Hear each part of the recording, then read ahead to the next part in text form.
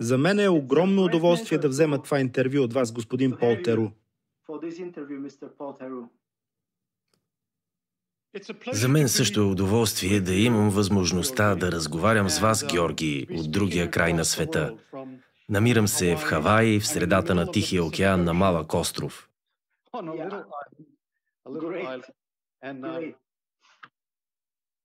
Ето ни, аз тук, вие там. Преди всичко, бих искал да ви кажа, че имате верни последователи в България. Удоволствие е да го чуя, много съм поласкан. Мой колега дори направи пътуване по вашите стъпки, пътуване из Америка. Той, вероятно, би се радвал много да получи съвет от вас. Какво прави един писател-пътешественик легендарен?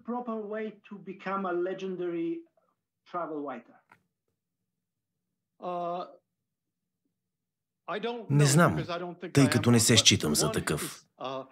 Може би трябва да сте живели достатъчно дълго, да сте поемали известни рискове, написали велика книга. Не мисля, че съм легендарен. За мен легендарен писател и пътешественик е Уилфред Тесинджър. Написал книгата «Арабски пясъци». Книгата е изстрадана в пустинята. Автор е и на книгата за Ирак, Блатните араби.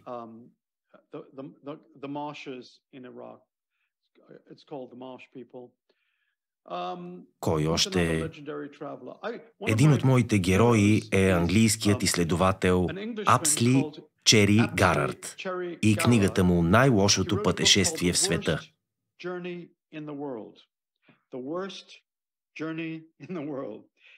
Книгата е за експедиция на капитан Скот през 1912-1913 до Южния полюс. По това време Скот умира. И двамата автори са преживели страдания. Книгата «Най-лошото пътешествие в света» е за конкретна експедиция по време на арктическата зима,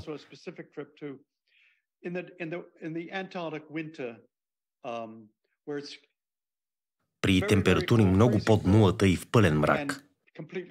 Даже са успели да наблюдават императорските пингвини.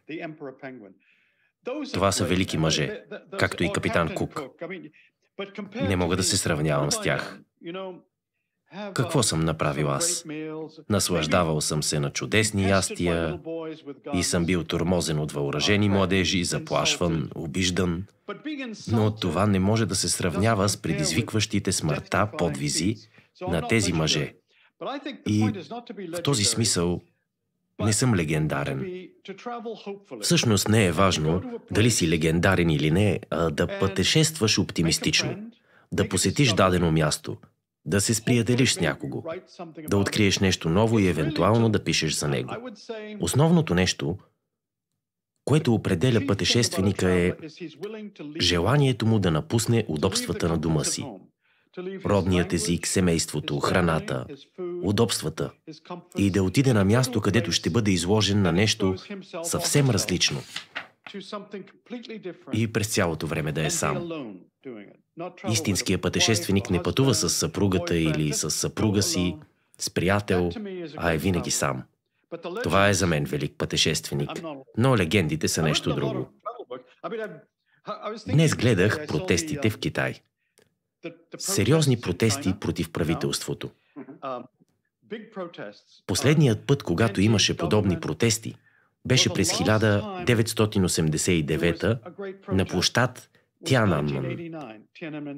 Бях в Китай през 1987. Точно бях написал книгата «На гърба на железния петел» за протестите за демократизация в Китай през 1986-87. Книгата получи много лоши отзиви. Ето някои от тях. Пол Теру е сърдито старче, което не харесва китайското правителство. Усмива полицията и не проявява симпатии към китайското правителство, което е чудесно и реформирано. Книгата излезе през 1988. На следващата година станахме свидетели на събитията на площад Тянанмън. Според мен, ако сега някой посети Китай, ще стане свидетел на нещо изключително и ми се струва, че протестите ще бъдат потушени безмилостно. Едно от предимствата на пътешественика е това, че той става свидетел на случващото се. Свидетел на историята, на значими събития, на смяна на правителства, на големи промени, епидемии, бедствия. Ролята на свидетел всъщност е много, много важна в исторически план. Бил съм и в България. Наистина ли? Кога? Всъщност няколко пъти съм минавал през България. Но първия път, когато посетих България, беше през септември 1973 година. Пътувах с Ориент експрес през тогавашна Югославия с спирка в София и оттам до Истанбул.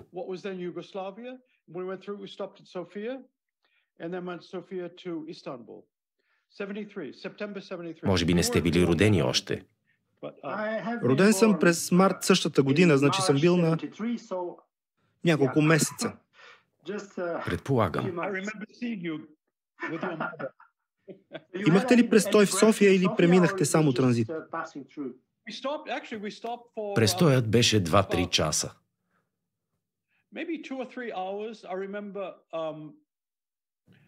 Спомням си, че исках да купя нещо, само че нямах левове и си купих нещо за ядене с долари от гарата.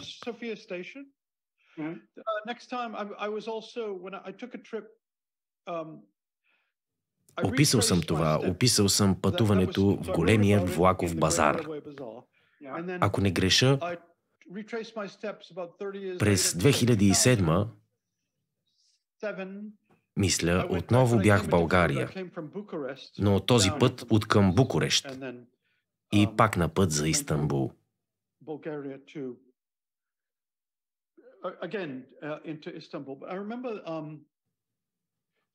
Спомням си, че един турчин ме попита: "От Булгаристан ли си?" Отговорих му: не съм от Булгаристан.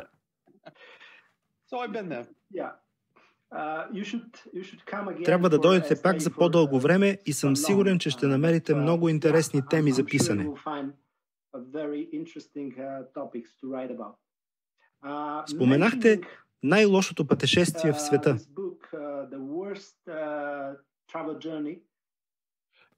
Най-лошото пътуване в света. А кога беше вашето най-лошо пътуване в света? Това е добър въпрос.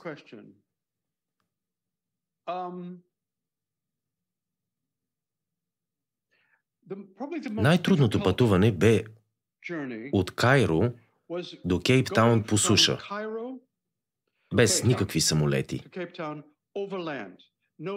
Пътувах по Нил, през Судан, Етиопия, с автобус, влак, камион до Кейптаун.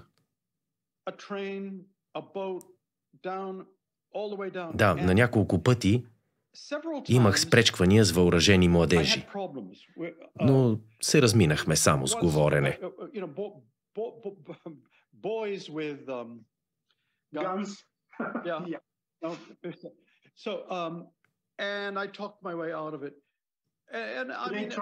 Опитаха да ви убият?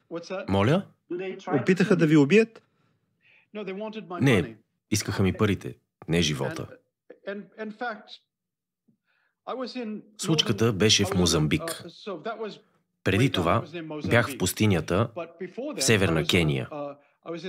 Пътувах в ремаркето на камион. Един сомалийски бандит, шифтър,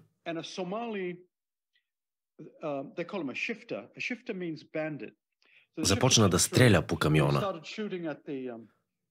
До мен, помня, седеше местен жител и аз го попитах на суахили: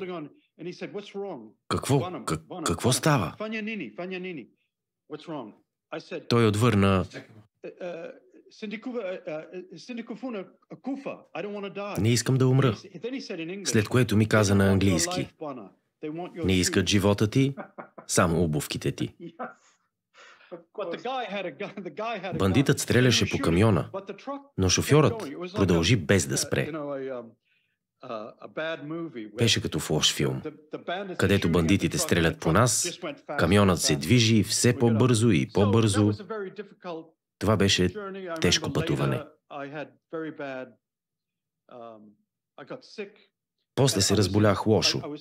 Докато пътувах по река Замбези, трябваше да сляза на сушата.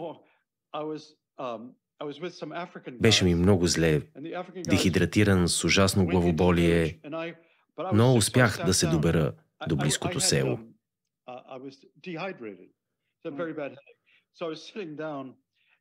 Не ми беше добре. Покрай мен минаваха хора, жени, деца, и изведнъж едно откачено хлапе започна да ме замеря с камъни. Заболя ме. Стъмваше се. Започваха да ме бутат, а на мен ми е лошо. Помислих си, защо го правят? Защото съм сам? Или защото съм бял? Нищо подобно. Просто се забавляваха. За тях това беше само игра. В крайна сметка успях да си разпъна палатката, да се възстановя от дехидратацията. Но това не е нищо в сравнение с истинското страдание на хората. Най-лошото преживяване бе когато предприех 4-месечно пътуване с Транссибирската линия за книгата "Големият влаков базар". Когато се прибрах след пътуването, разбрах, че жена ми не само ми беше изневерила, а беше приютила любовника си вкъщи. Пътуването беше действително трудно, но връщайки се у дома и изблъсквайки се с изневярата, беше двойно по-трудно. Оправданието й беше: ами, теб те нямаше. Да, нямаше ме. Но аз страдах и ми беше мъчно за дома. Това преживяване беше в пъти по-ужасно от самото пътуване. Но тъй като съм писател и пиша за всякакви ужасни преживявания, писах за жена ми. Писах за любовника й, заплаших, че ще го убия. Всички тези неприятности правят историите ви по-интересни. Да, несъмнено. Когато някой ми се жалва, че е имал лошо преживяване, казвам му: пиши за него, опиши го с думи и ще ти мине. Ще го претвориш в нещо добро и прекрасно. Така че, пишете, ако сте изпитвали мъка или сте имали трудности. Трудните пътешествия са единствените, за които си заслужава да се пише. Никой не иска да слуша колко чудесно си прекарал, а за това какво си открил. Например, преживяванията ми в Китай през 1986 и 1987 не бяха лесни и съм ги описал в книгата, но като всъщност днес сме свидетели на същите протести, на демократични промени в Китай. И благодарение на опита ми от преди 40 години, мога да разбера какво се случва в Китай сега.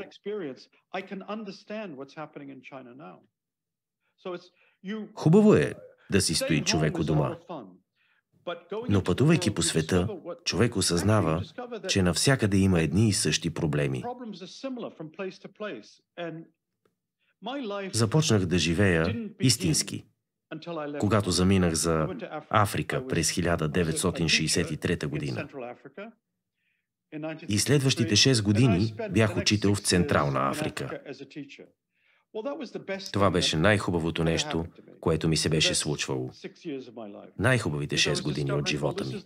Защото открих истинския свят, истинските хора, с истински проблеми, не проблемите на американците или европейците. Това са проблеми специфични, характерни за Африка. Смея да твърдя, че помагах за разрешаването им в качеството ми на учител. Не бях част от решението, но усещах, че правя нещо полезно. Беше по времето на войната в Виетнам. И си казах: добре, че не съм във Виетнам да се бия, Аз съм в Африка да уча децата. Това преживяване ме направи пътешественик. Пътуванията ме направиха писател и ми дадоха теми за писане. Казвали сте, че пътуването е свързано с среща с нови хора и техните истории, а не посещения на музеи. Какъв е вашият ключ към сърцето на непознатия? Ключът към сърцето? Това е много добър въпрос. Една от целите на пътуването е да се срещнеш с непознати хора, да слушаш техните житейски истории. Според мен ключът е да си добър слушател, да разбираш езика им.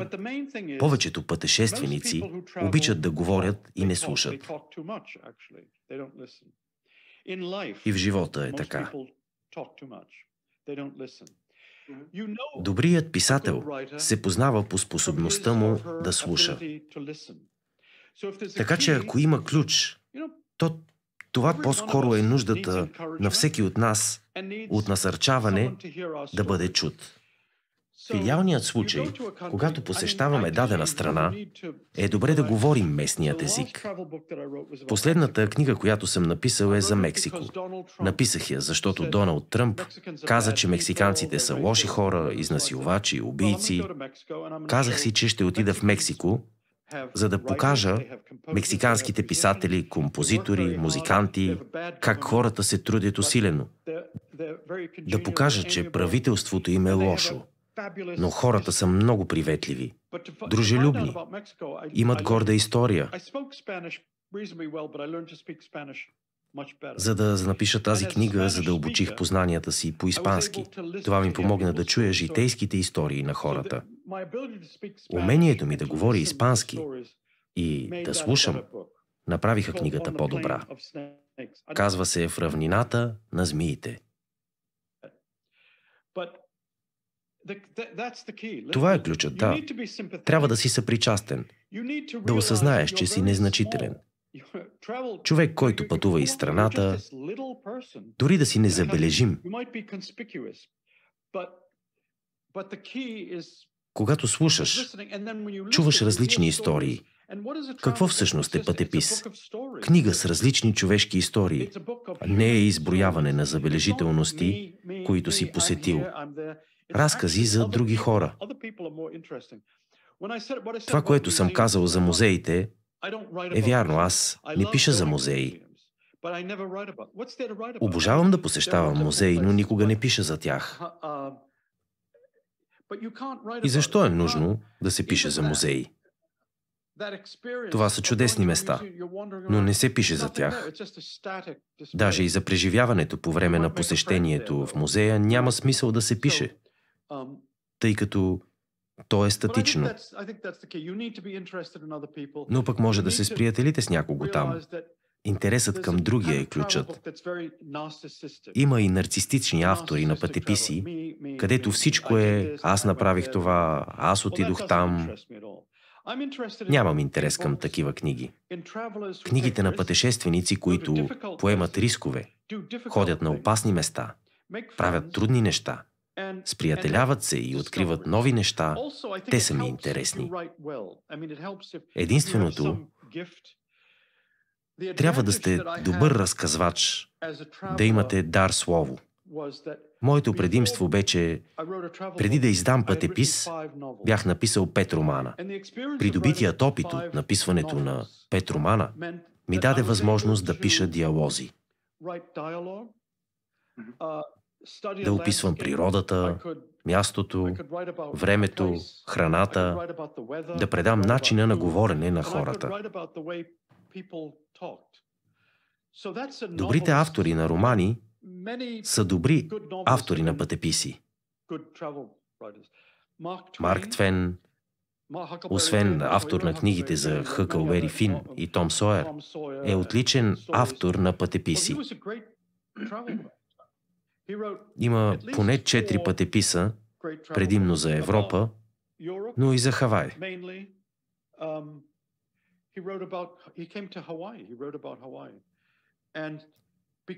И тъй като е автор на романи, той също е автор на пътеписи. Великият новелист Чарлз Дикенс също е писал пътеписи. Един за Италия, един за САЩ. Помага да можеш да пишеш художествена проза, за да си добър в пътеписите.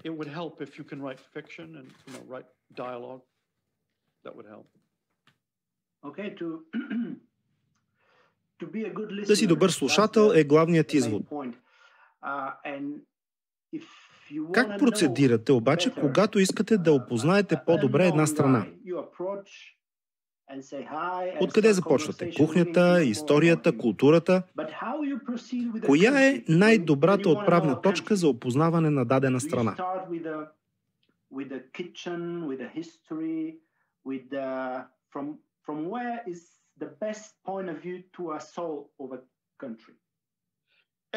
Отличен въпрос.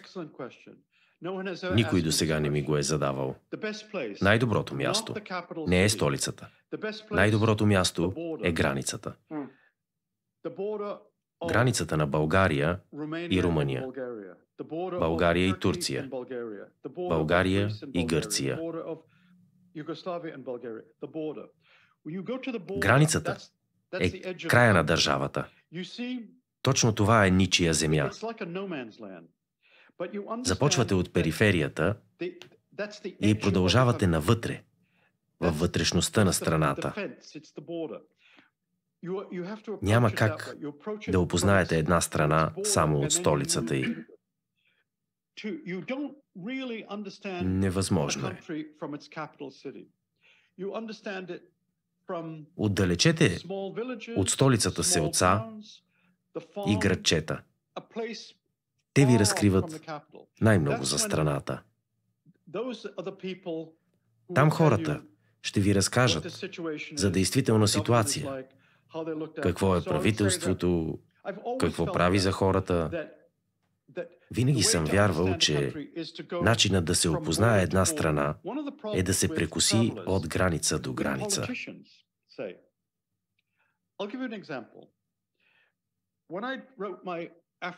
Един от проблемите на политиците, ще ви дам пример, че не правят това. Когато написах първата си книга за Африка, Сафари Черна звезда, пътувах от Кайро до Кейптаун. Прекосих границата на Египет с Судан, на Судан с Етиопия, на Етиопия с Кения, на Кения с Уганда. Живял съм в Уганда през 60-те години.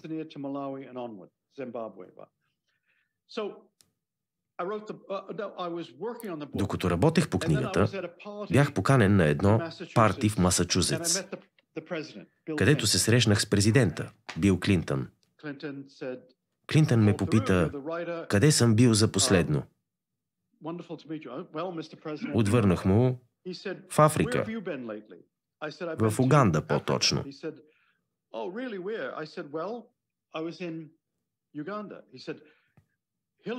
Хилари беше в Уганда. Чудесно се развива Уганда. Аз възразих, всъщност не. Ама как? Нали, президент е Мусевини. Преподавал съм на Мусевини. Той е властолюбив, му казах. Клинтън отвърна, че той е нов тип политик и Хилари си прекарала чудесно там. Попитах, какво точно е видяла Хилари? Ами обиколка. Вижте, господин президент, отвърнах аз. Живял съм в Уганда. В момента положението там е сходно с диктатура. Изборите се подправят, хората са недоволни.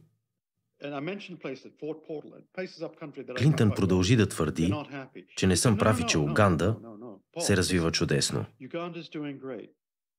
Окей, отвърнах. Вие сте президент на САЩ. Аз съм прост фермер. Отглеждам кокошки в Хавай. Не разбирам нищо от политика. Просто съм живял там. Разбира се, бях саркастичен. Какво точно е видяла Хилари? Какво всъщност виждат политиците по време на тези посещения?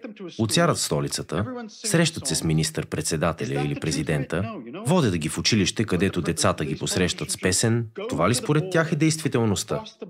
Политиците трябва да отидат до границата с кола.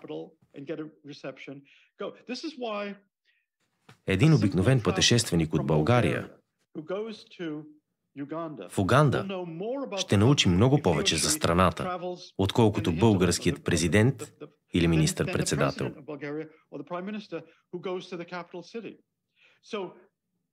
Ключът е да се срещнеш с работещите хора.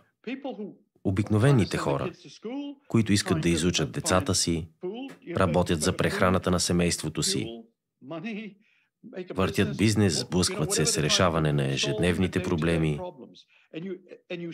Започваш от границата и се придвижваш към вътрешността.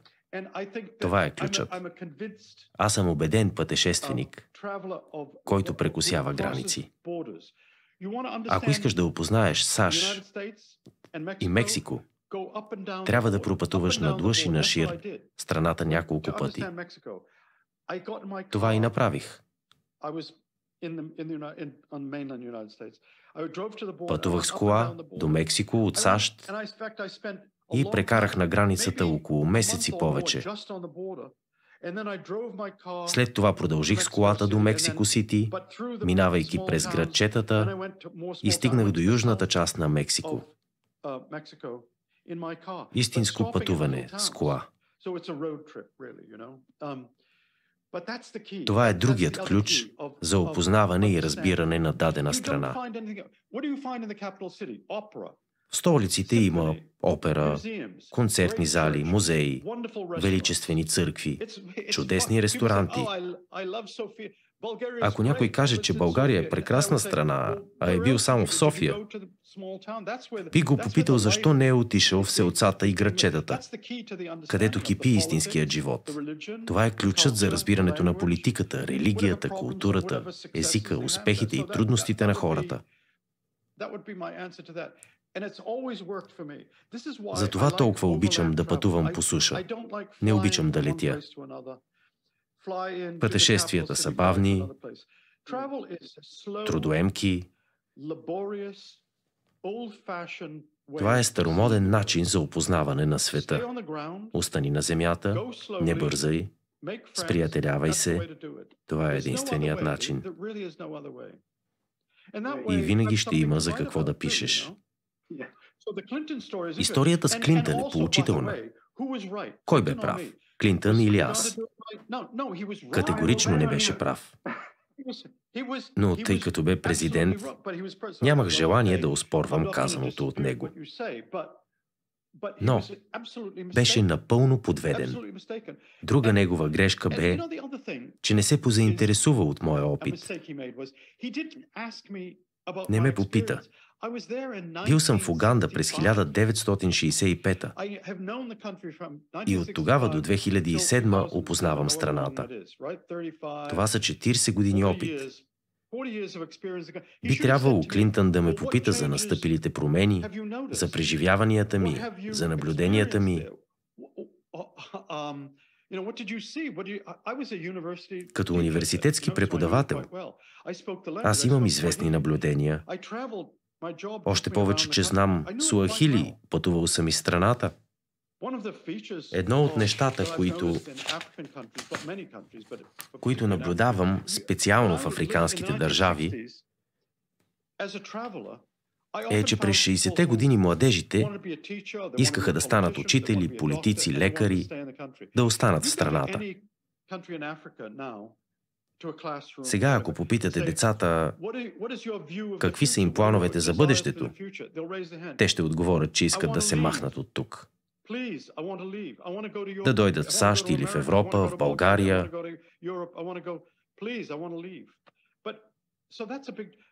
Клинтън обаче не ме попита за това. Той е добър човек и добър президент до известна степен. Не го критикувам. Само казвам, че е трябвало да ми зададе въпроси. Но не го направи, защото е авторитетна личност и иска винаги да е прав.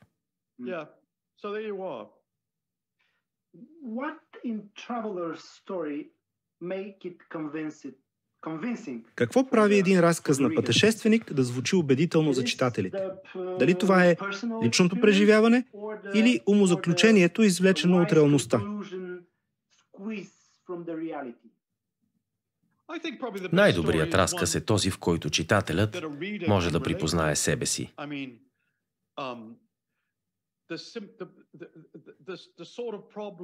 Проблемите на хората от Индия, Африка, Мексико, те са сходни с нашите.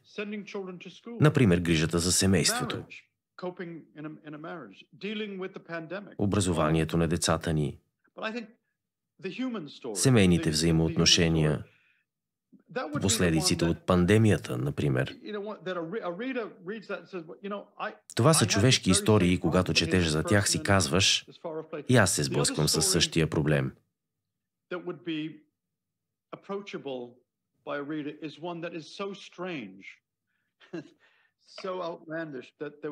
Друг разказ, интригуващ за читателя, би бил напълно противоположният. Толкова странен и чудат, че звучи като измислица. Толкова е странно, че не допускаш, че може да се случи в действителност. Да. Бих казал и двата разказа. Като чудата екзотична призрачна история.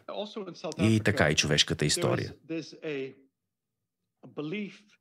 Ще ви дам един пример от Танзания и Малави, както и от Южна Африка. Там хората вярват в лечебната сила на албиносите. Да. Ако убиеш албинос,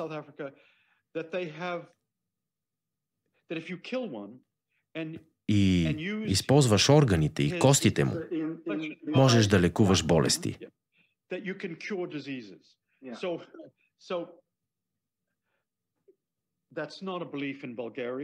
В България няма такова поверие, нито пък в Хавай звучи много странно. Това е един пример как една такава чудата история за традиционни лечители, желанието им да убиват албиноси, да използват органите им за лечение, ако попадне на пътешественик, задължително трябва да бъде описана в пътеписа. По същия начин един разказ за отглеждане на деца. Грижа за семейството е нещо, към което всеки би се почувствал съпричастен. Нещо общо между Африка и САЩ е, че родителите плащат за образованието на децата си.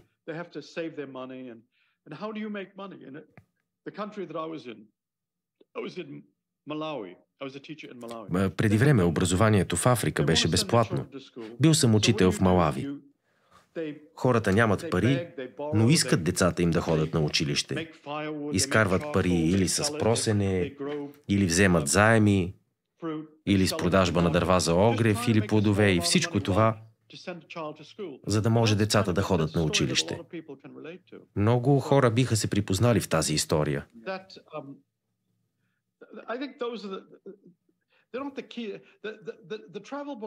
Пътеписът трябва да се отличава. Не да преразказва едно и също нещо.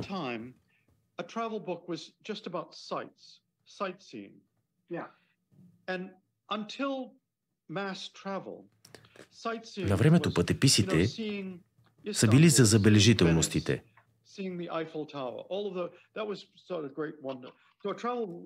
Преди масовият туризъм да стане възможен,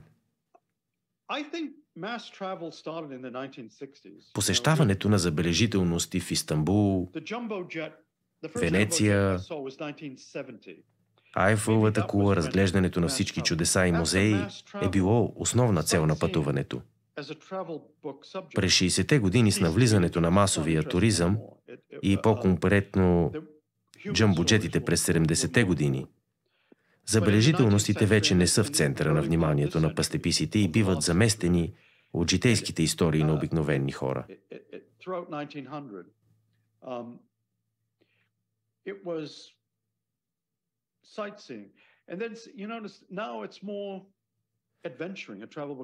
През 19 век, в началото на миналия век, е било важно да се видят забележителностите. Докато сега е повече за приключението. Никой вече не пише за забележителностите, а пък и никой не би искал да чете за тях. Кой е най-дразнещият стереотип, с който сте се сблъсквали докато пътувате? Това, което аз читам за стереотип или отношение на хората към мен ли имате предвид? Обратното, стереотипите, в които хората вярват.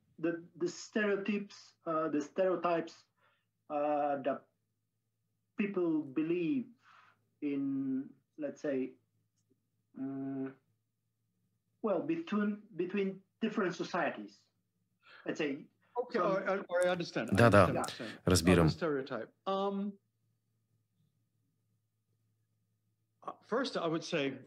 Първо искам да кажа, че всяка страна попада в даден стереотип.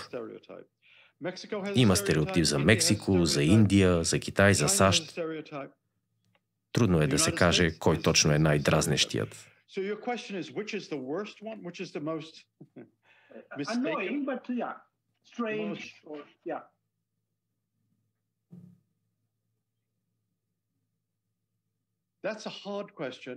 Това е труден въпрос.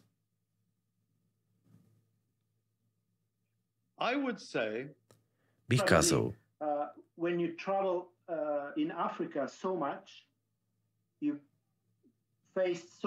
например, в Африка, ако си бял, значи си богат. Да, това е вярно. Това е стереотип.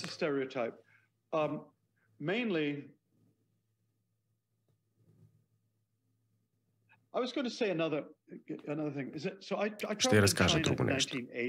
През 1980 година бях в Китай.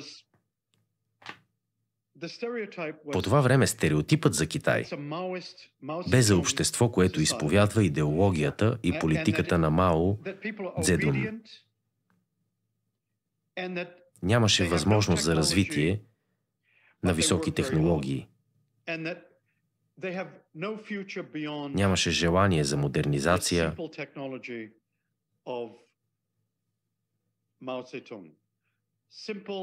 Покорни, послушни хора, но много трудолюбиви.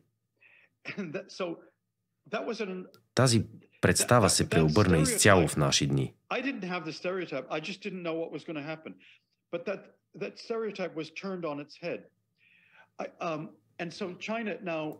Сега Китай е много модернизирана държава, с висока степен на регулация. Общественият ред е очевидно авторитарен, но същевременно бедността е намаляла, благодарение на чуждите инвестиции. Например, Apple произвежда iPhone в Китай. Щатските милиардери създадоха работни места за китайците. Повишиха жизнения им стандарт. Но това стана, защото производството беше преместено от САЩ в Китай и Индия. Съществуват и два типа стереотипи. На бял човек в чернокожа страна или пък на чернокож в бяла страна. Но най-дразнещият стереотип за мен е този за Мексико. За средния американец Мексико е безнадежно място. Поради тази причина написах и книгата си. Това е най-лошият стереотип. Американците не отчитат факта, че Мексико има богата история. Високо образовано население, велики писатели, които не се превеждат на английски, велики композитори, чиято музика не се свири извън страната, поети, художници. Мексико има едни от най-великите творци от времето на ацтеките до наши дни. Някои от тях са известни извън пределите на страната, но не е достатъчно. За повечето хора мексиканците са прости, необразовани, бедни хора, които живеят в лоши квартали. Това е така, защото това са мексиканците, които идват в САЩ, за да търсят работа. Лично за мен този стереотип е най-лош и вреден. Мексико би могъл да ни е голям и полезен приятел, но заради ужасният президент Доналд Тръмп, който демонизира мексиканците, много хора му повярваха. Да. Този национален стереотип е много болезнена тема за мен. Когато пътуваш из бедна страна и очевидно не си бедняк, защото можеш да си го позволиш, повечето хора си мислят, че имаш пари, не само защото си биял, но и защото си облечен по-добре, можеш да си позволиш да пътуваш. Повечето хора виждат само парите в теб, които да откраднат или да измъкнат.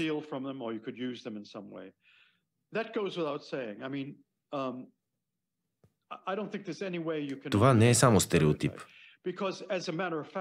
То е самата истина и се различава от стереотипа за мексиканците. Да. Че са необразовани и бедни. Мексиканският стереотип е много несправедлив.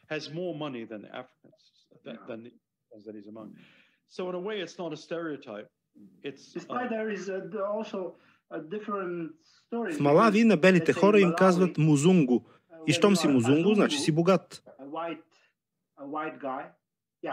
Откъде знаете тази дума? В Судан им казват халаджа, странник, човек, който е далеч от дома и има нужда от гостоприемство и помощ.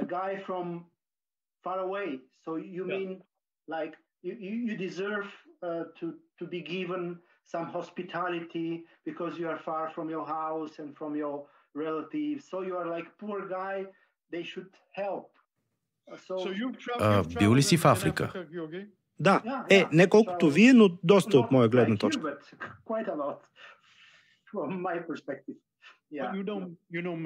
Знаеш ли? Музунго е единствено число.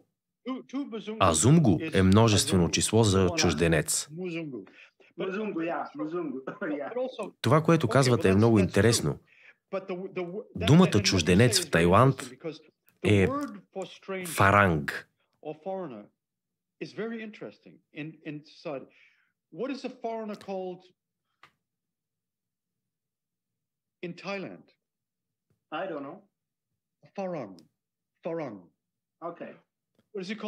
В Етиопия е същата дума. Фаринги. Думата е със старофренски корен. Използва се и в арабските страни и Индия. Фаринги.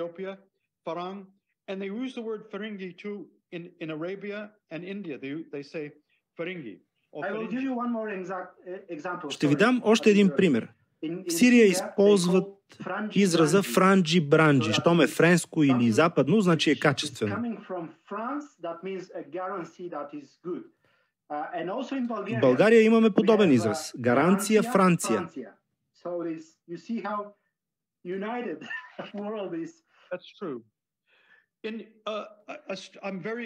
Препоръчвам ви книгата Таоизма на пътуването. Там съм написал глава за това как се чувства човек като чужденец.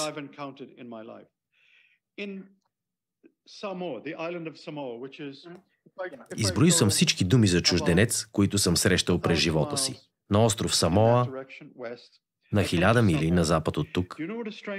Думата за чужденец е паланги. Означава паднал от небето.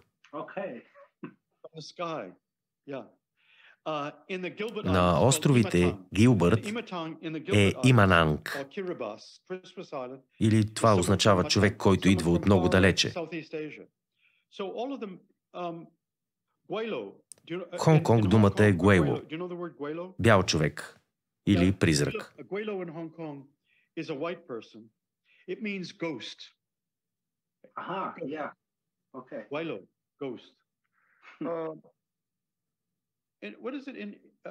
Как беше? В Япония е гайджин.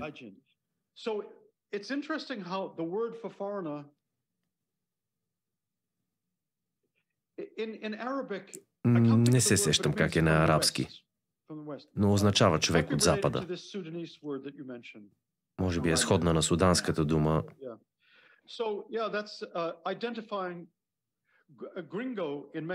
В Мексико е гринго.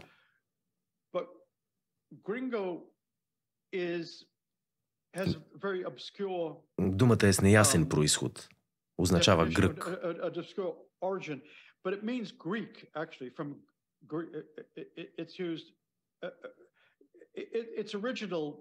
Да. Лошата дума за гринго е габачо.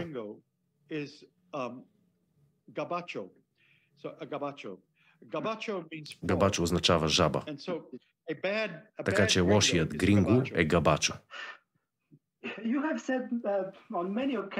Споделяли сте, че по-лесно се пише за по-екзотични страни и континенти, защото там пречките по време на пътуването раждат истории, правят разказа интересен. Ако е така, как се пише за Западна Европа или за САЩ?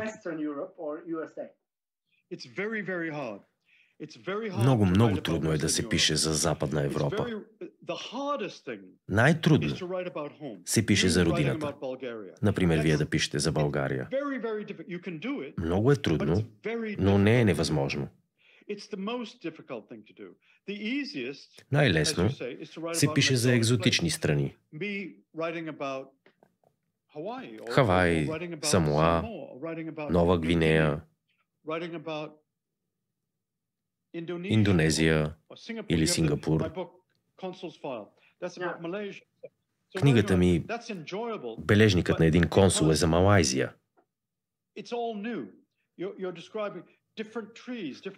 Да се пише за такива места е удоволствие, защото всичко е ново. Описваш различни дървета, цветя, хора и то по един живописен начин. Трудно е да умееш да погледнеш отстрани на своето общество, да го опишеш.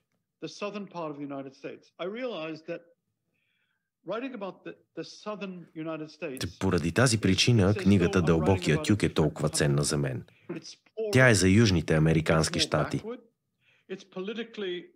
Осъзнах, че пишейки за американския юг е все едно да пиша за чужда държава.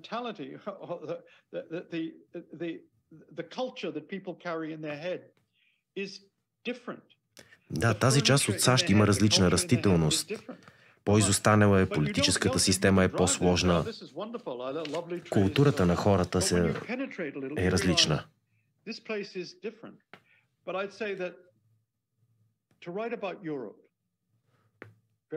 Много трудно се пише и за Европа. Освен ако нямаш особена гледна точка или пишеш за нещо изключително нетипично. Вече си част от обществото или пишеш за непознат аспект на страната.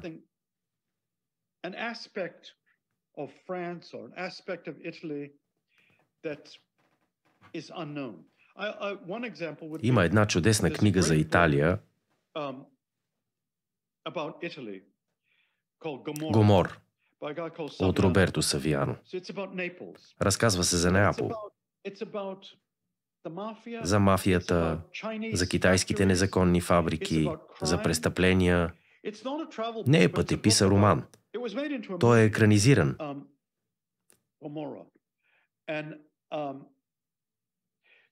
Описва напълно непознатата страна на Неапол. Мафия, незаконна емиграция, незаконни фабрики, търговия с наркотици.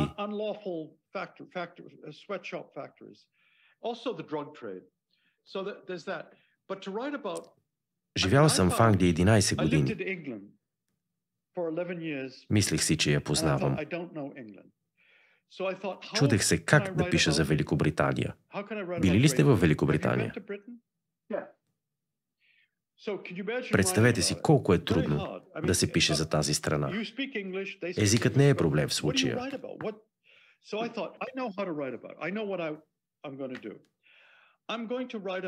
Реших да се доверя на теорията ми за граничните райони. Да не пиша за вътрешността на страната, за периферията. Реших да направя обиколка в страната по крайбрежието. Тръгнах от Лондон, след това по Маргейт на изток. Пътувах пеша, с автобус, с влак.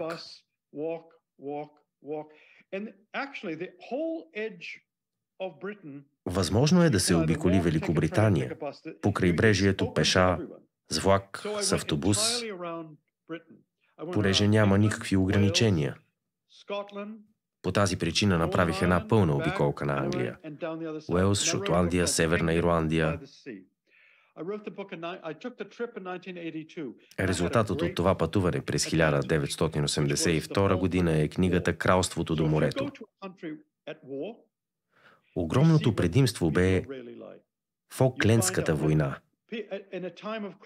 Защото когато една страна е във война, тогава се проявява истинската същност на хората.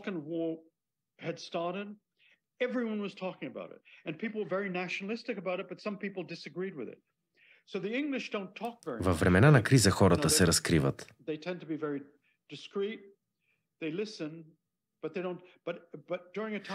Фолклендската война вече беше започнала, когато стартирах обиколката си. Всички говореха за нея. Повечето хора бяха настроени националистично, но имаше и такива, които не я одобряваха.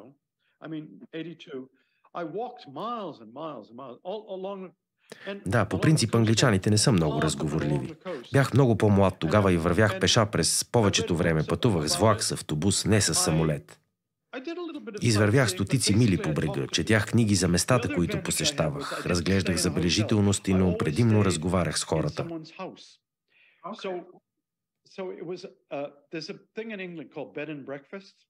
Другото, не отсядах в хотели, в къщи. В Англия услугата Bed and Breakfast е много популярна и не е скъпа.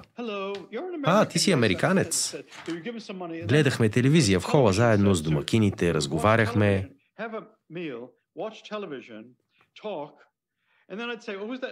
Кой е това на тази снимка? Това е дъщеря ми, живее в Австралия.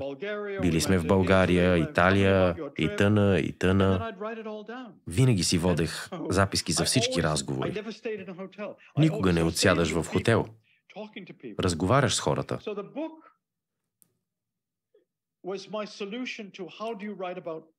Книгата ми всъщност е за разговорите с хората. Изобщо не съм споменал за Лондон или Глазгоу. В Северна Ирландия имаше проблеми. Писах за тях. Да, най-вече за тях. Случвало ли ви се да сте в дадена страна и поради някаква причина да не искате да пишете за нея?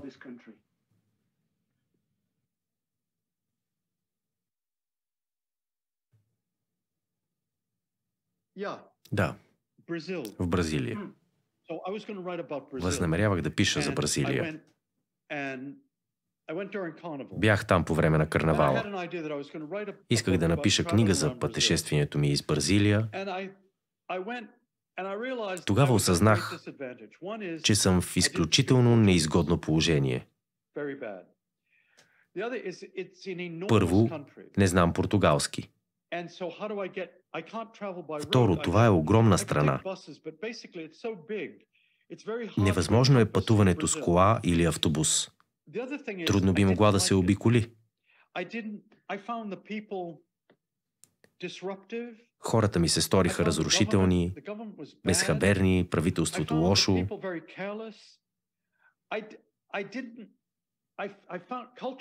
Нищо от културата не ми допадна. Разбира се, имаше музика, храна, така нататък, но Някак си не ме грабна. Стоях 3 седмици. Написах статия за едно списание. Осъзнах, че не мога да пиша за тази страна. Не говоря езика, не харесвам особено много страната. Отвращавам се от това, което правят с горите. Жестоки са един с друг, има расизъм. Беше невъзможно да пиша за там. Това е един пример. Пък и не беше евтино. Мислех да остана 3-4 месеца, но след 3 седмици се отказах.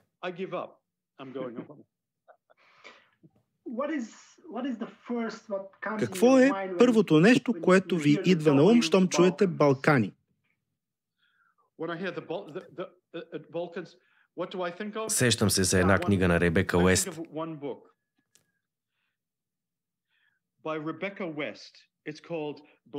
Черно агне, сив сокол. 400 000 думи. Да проверя дали я имам. Нека да видя. Съжалявам, нямам екземпляр. Това е книгата, която споменах преди.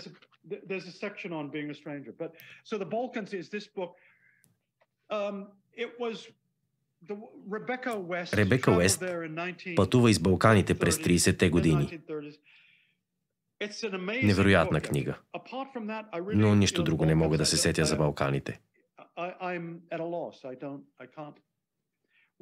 Вие какво мислите? Аз живея тук и съм невъобразимо предубеден.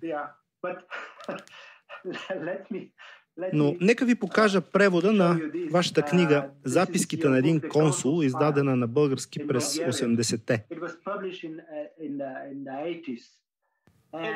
О, много интересно.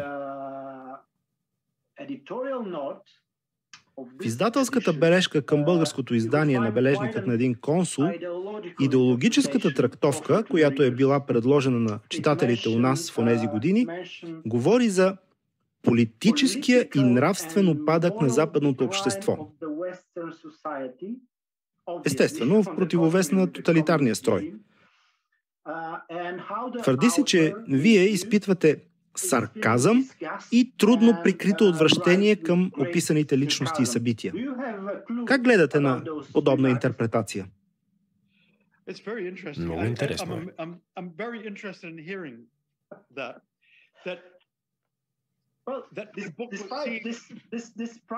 Този прочит често е бил легитимиращо условие за издаването на западна литература в комунистическа България.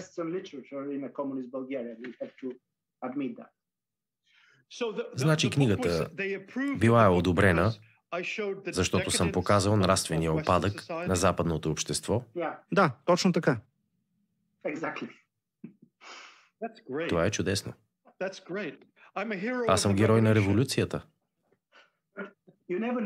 Не сте знаели за този увод на книгата? Не. Никога не съм виждал книгата.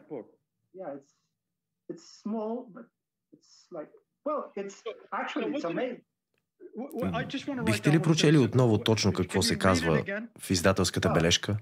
Да. Политическия и нравствен упадък на западното общество.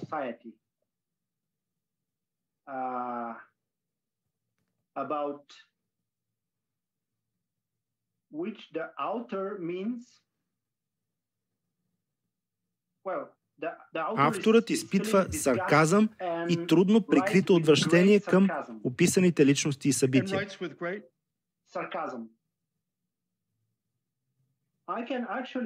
Бих могъл да преведа цялата бележка и да ви я изпратя.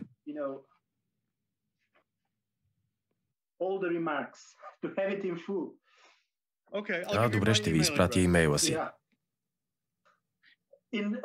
Наближава края на интервюто, въпреки че бих могъл да разговарям с вас часове. Смятате ли себе си за един от основоположниците на нов жанр и как бихме го кръстили?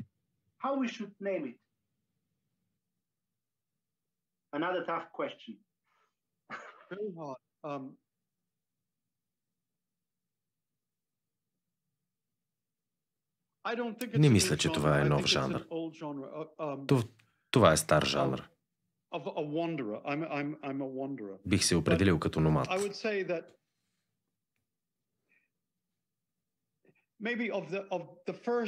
Първата ми книга, издадена през 1975, стана много популярна и не можех да си обясня защо. Може би беше свързано с факта, че разговарях с хората.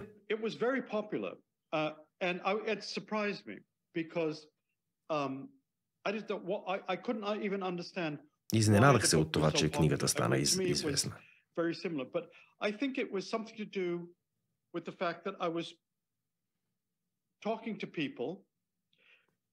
Изслушвах хората. Разказвах техните житейски истории. В нея нямаше нищо за забележителностите.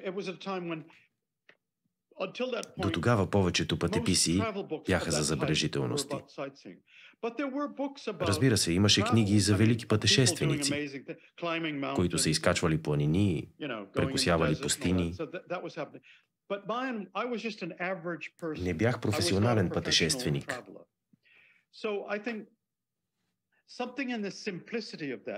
Бях обикновен човек. Може би нещо в тази обикновенност привлече читателите.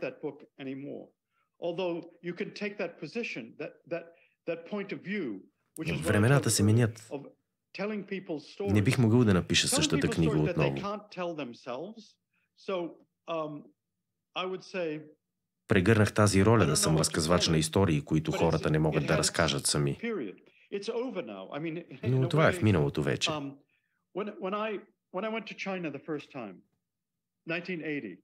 След връщането ми в САЩ, след първото ми пътуване до Китай през 1980-та, ме поканиха в много популярно телевизионно предаване. Боже, той се връща от Китай, колко невероятно! Какво видя там Пол? Сега всеки е бил в Китай. Това вече не е сензация.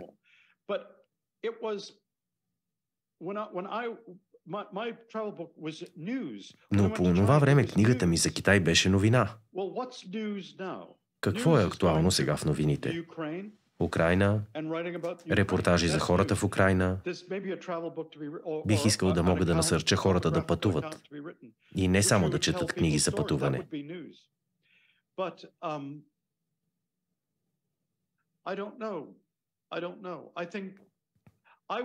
Бих искал да накарам хората да излязат от домовете си и да видят нови места. Когато бях млад, на 20 години, основната ми цел бе да отида в дадена страна и да работя там. Да не съм паразит. Да си намеря работа, като учител, например, да правя нещо, да помагам. Не само да харча пари, да живея сред хората, да науча езика им да работя. Сегашните младежи в САЩ не искат да са учители в Африка или Южна Америка. Сегашните младежи нямат интерес. Но през 60-те, когато редица държави отвоюваха независимостта си, беше значима мисия за нас. Господин Теру, за мен бе огромно удоволствие. Благодаря ви и ви пожелавам неизчерпаем извор на вдъхновение. И аз благодаря. Следващия път, когато дойда в България, се надявам да се срещнем, да ме разведете в страната. Бих могъл да ви покажа провинцията и граничните райони, защото съм родом от Видин, град на две граници с Сърбия и Румъния.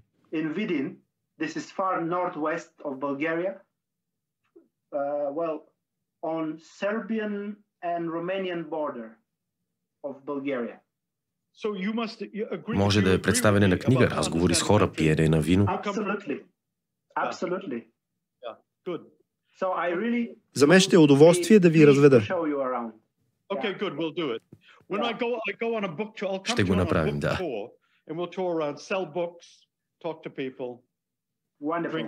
Чудесна идея.